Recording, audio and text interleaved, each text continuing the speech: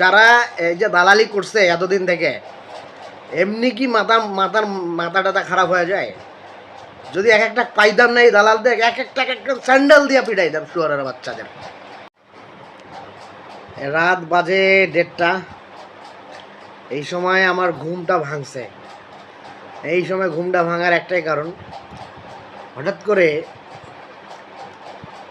মনে পড়ে গেল যে আগামীকাল থেকে জ্বালানি তেলের দাম তো বাড়ি গেছে। মানে গত 1.5-2 মাস আগে 120 টাকা থেকে 140 আসছে, আজকে ফির দেখি 145 টাকা লিটার অকটেনের।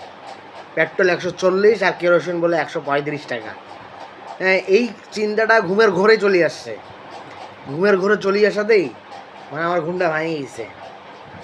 হ্যাঁ, মানে এখনও চোখ ঘুম ঘুম দেখা যাচ্ছে।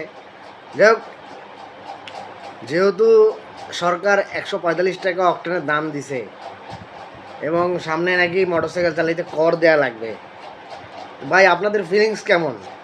হ্যাঁ, যারা দালালি করেন, যারা চাটাচাটি করেন, শালা সুশীলগিরি চোদান, হ্যাঁ আপনাদের ফিলিংস কেমন? আমাদের এই ফিলিংসটা একটু জানান তো।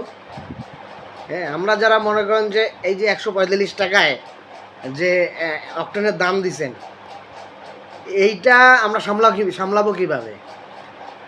আজকে 120 টাকা যখন লিটার ছিল, তখন আমরা যেটা 5 লিটারে পাইতাম 600 টাকায়, এখন কিনি 700 টাকায়, আর কয়েকদিন পরে 750-800 টাকায় হয়ে যাবে।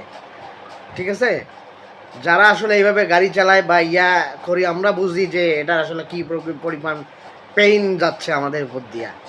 ঠিক আছে, দেশটার তো একটা পুকি মারি ছাড়ি দিয়েছেন আপনারা। আপনাদের যারা এই যে দালালি করছে এতদিন থেকে, এমনি কি মাথাটা খারাপ হয়ে যায়? যদি এক একটা পাইতাম না এই দালালদের, এক একটা স্যান্ডেল দিয়ে পিটাইতাম শুয়ারের বাচ্চাদের।